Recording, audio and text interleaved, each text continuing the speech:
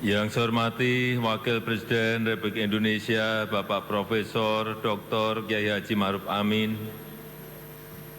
Yang saya hormati Ibu Dr. Puan Maharani, Ketua DPR RI, beserta para pimpinan dan anggota Dewan Perwakilan Rakyat Republik Indonesia. Yang saya hormati Bapak Dr. Bambang Susatyo, Ketua MPR RI, beserta seluruh pimpinan dan anggota MPR RI yang saya hormati. Yang saya hormati Bapak Lanyala Mataliti, Ketua DPR RI, Ketua DPD RI, beserta para pimpinan dan anggota Dewan Perwakilan Daerah Republik Indonesia. Yang saya hormati pimpinan dan anggota lembaga-lembaga negara. Yang saya hormati Bapak Jenderal TNI Purnawirawan Prabowo Subianto, Presiden terpilih Republik Indonesia.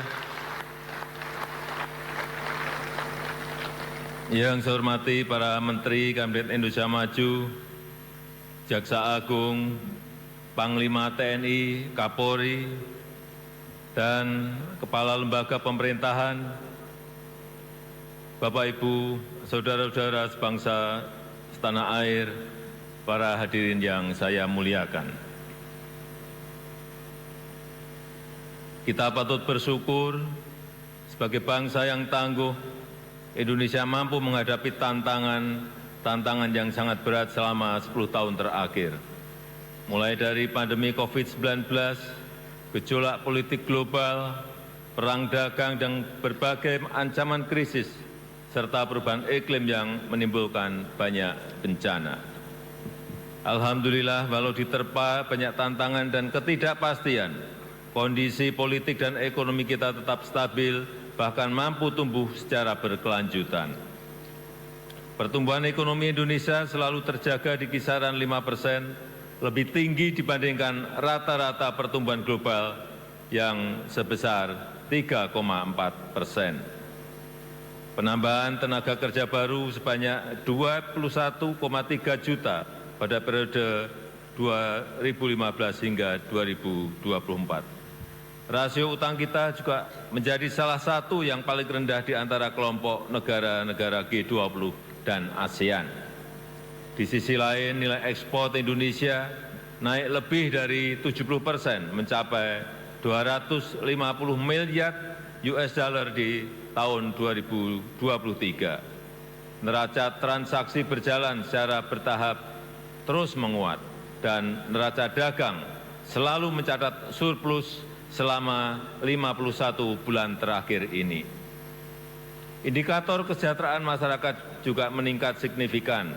Tingkat pengangguran turun menjadi 4,8% di tahun 2024. Tingkat kemiskinan turun tajam menjadi 9,03% di tahun 2024. Angka kemiskinan ekstrim juga turun signifikan menjadi 0,83% di tahun 2024. Selain itu, kita juga telah merasakan kemajuan pembangunan infrastruktur yang Indonesia sentris, mulai dari jalan tol, jalan nasional, bendungan, irigasi, pelabuhan, bandara, pembangunan IKN, dan masih banyak yang lainnya. Kita juga bekerja keras untuk membangun SDM yang unggul, yang berdaya saing, yang produktif dan inovatif melalui reformasi pendidikan, transformasi sistem kesehatan, dan penguatan jaring pengaman sosial. Bantuan pendidikan terus diberikan untuk masyarakat miskin dan rentan. Program Indonesia Pintar untuk pendidikan sekitar 20 juta siswa per tahun diberikan. Program KIP kuliah dan bidik misi untuk pendidikan 1,5 juta mahasiswa, serta beasiswa LPDP untuk pendidikan sekitar 45.000 mahasiswa. Selain itu, upaya perbaikan sektor kesehatan juga menunjukkan hasil yang baik. Angka kematian bayi turun dari sebelumnya 27 per 1000 kelahiran menjadi 17 per 1.000 kelahiran di tahun 2023. Angka prevalensi stunting turun dari sebelumnya 37% menjadi 21,5% di tahun 2023. Jumlah peserta Jaminan Kesehatan Nasional JKN juga meningkat dari sebelumnya 133 juta menjadi sekarang 273 juta di tahun 2024, di mana separuh dari jumlah tersebut adalah penerima bantuan iuran dari pemerintah. Ketua, pimpinan, dan anggota Dewan yang saya muliakan, ke depan peran APBN harus kita manfaatkan untuk memperkokoh lompatan kemajuan, sehingga Indonesia bisa keluar dari middle income trap, yaitu inflasi akan dijaga pada kisaran 2,5%. Pertumbuhan ekonomi diperkirakan sebesar 5,2%.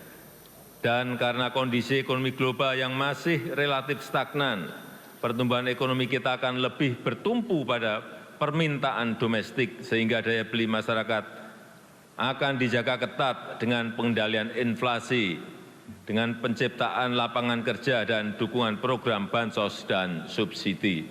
Pemerintah akan terus mengupayakan peningkatan produk-produk yang bernilai tambah tinggi, yang berorientasi ekspor, yang didukung oleh insentif fiskal yang kompetitif dengan tetap menjaga keberlanjutan fiskal. Bauran antara fiskal, moneter, dan sektor keuangan akan dijaga untuk mengakselerasi pertumbuhan ekonomi dan menjaga stabilitas sistem keuangan kita. Nilai tukar rupiah diperkirakan akan berada di sekitar 16.100 rupiah per dolar Amerika Serikat. Suku bunga SBN 10 tahun berada di 7,1%, dan pemerintah akan selalu responsif terhadap dinamika moneter dunia. Harga minyak mentah Indonesia diperkirakan berada pada 82 dolar Amerika Serikat per barel. Lifting minyak diperkirakan mencapai 600.000 barel per hari, dan gas bumi mencapai 1,005 juta barel setara minyak per hari.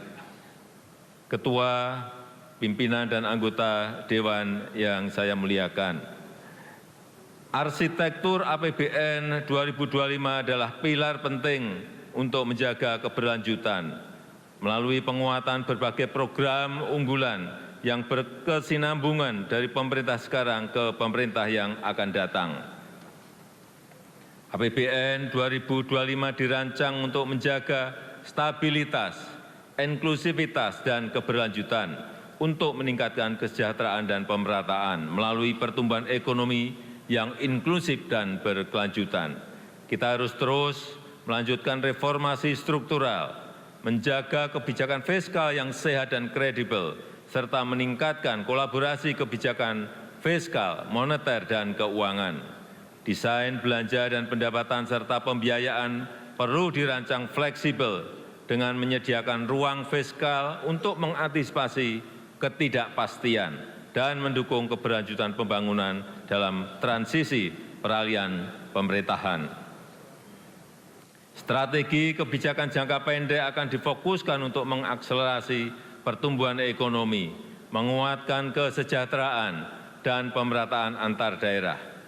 Makan bergizi gratis diarahkan untuk meningkatkan gizi anak, sekaligus memberdayakan UMKM dan meningkatkan ekonomi masyarakat kecil di daerah.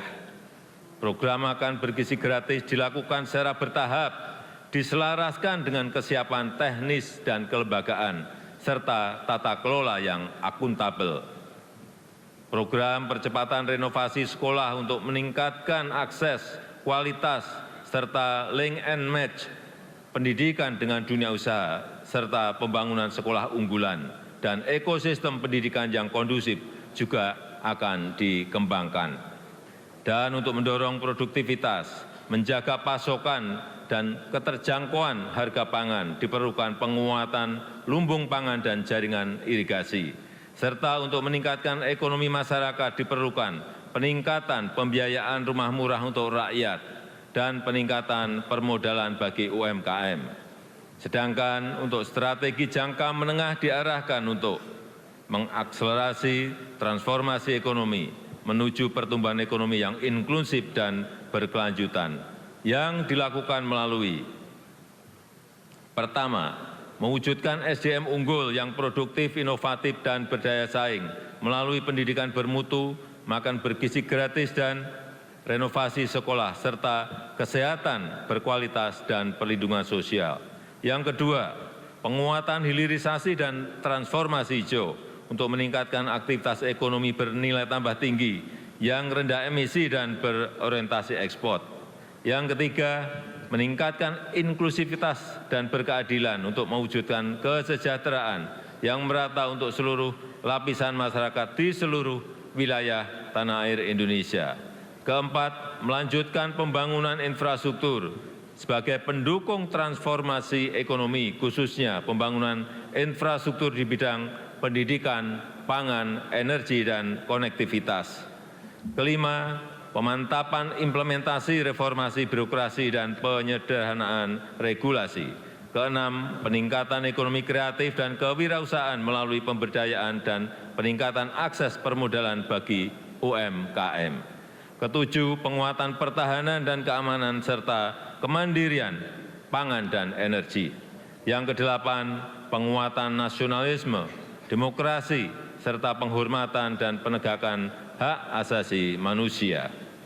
Ketua, pimpinan, dan anggota Dewan yang saya hormati, RAPBN 2025 juga menekankan pada optimalisasi pendapatan, belanja yang berkualitas, dan pembiayaan yang inovatif.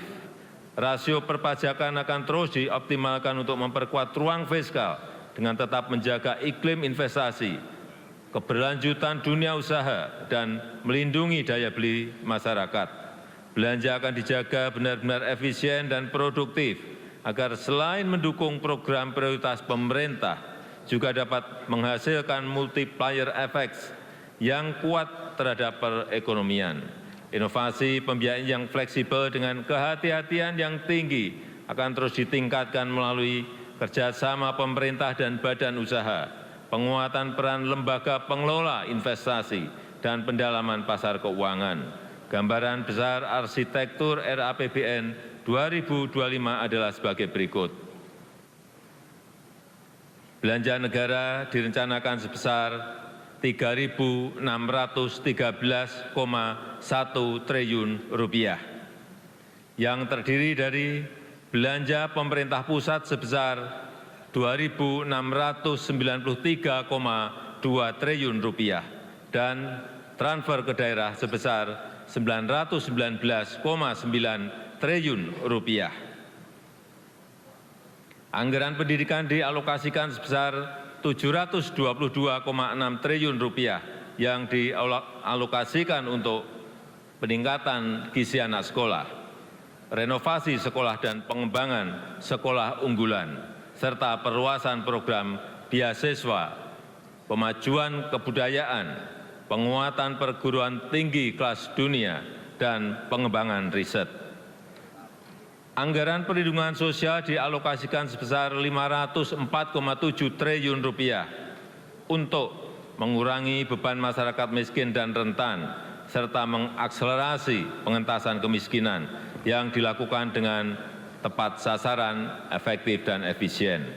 Anggaran kesehatan direncanakan sebesar Rp197,8 triliun atau 5,5% dari belanja negara untuk peningkatan kualitas dan keterjangkauan layanan, percepatan penurunan stunting dan penyakit menular seperti TBC, serta penyediaan pemeriksaan kesehatan gratis.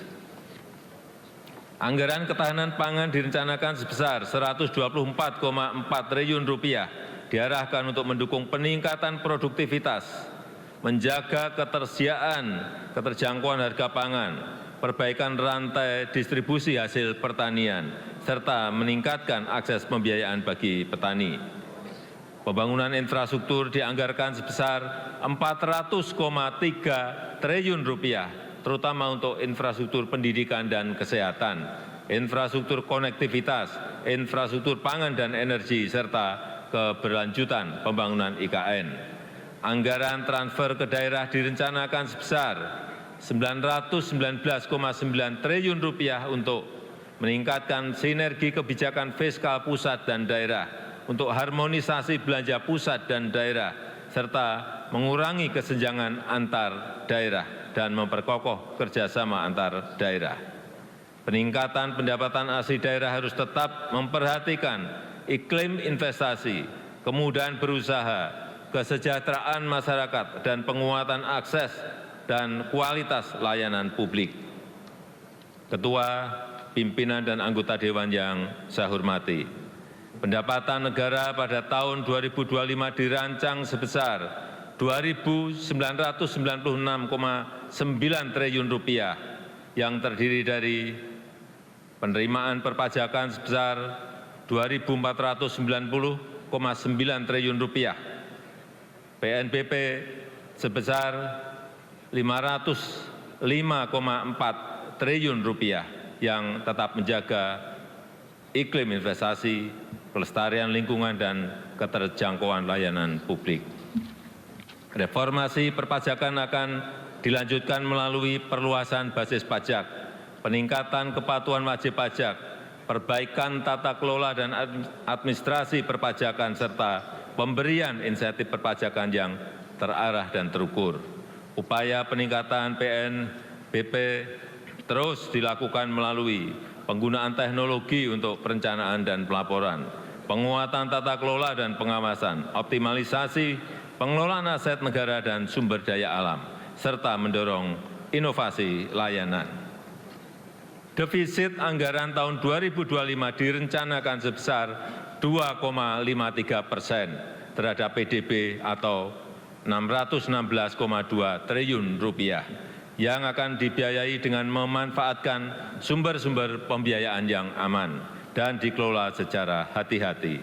Pemerintah terus meningkatkan efektivitas pembiayaan investasi, mendorong kebijakan pembiayaan skema KPBU, termasuk penguatan lembaga pengelola investasi dan special mission vehicle, serta peningkatan akses pembiayaan bagi masyarakat berpenghasilan rendah, UMKM, dan usaha ultramikro. Tingkat pengangguran terbuka pada tahun 2025 diharapkan dapat ditekan menjadi 4,5% hingga 5%. Angka kemiskinan diturunkan dalam rentang 7 hingga 8%. Rasio Gini dalam kisaran 0,379 hingga 0,382. Indeks modal manusia pada level 0,56. Nilai tukar petani ditingkatkan di kisaran 115 hingga 120. Nilai tukar nelayan dijaga di kisaran 105 hingga 108. Ketua, pimpinan, dan anggota Dewan yang saya muliakan, demikian keterangan pemerintah atas rancangan undang-undang tentang anggaran pendapatan dan belanja negara tahun anggaran 2025 beserta nota keuangannya. Besar harapan kami pembahasan RAPBN 2025 dapat dilakukan secara konstruktif demi mewujudkan Indonesia maju, adil, dan makmur sesuai visi Indonesia Emas 2045. Semoga Allah Subhanahu wa Ta'ala senantiasa memberikan rahmat dan ridho-Nya bagi kita semuanya dalam melaksanakan tugas dan amanah untuk mensejahterakan rakyat dan kemajuan Indonesia. Dirgahayu Indonesia, Dirgahayu Negeri Pancasila, Merdeka! Terima kasih. Wassalamualaikum warahmatullahi wabarakatuh. Om Santi Santi Santi Om. Namo Buddhaya.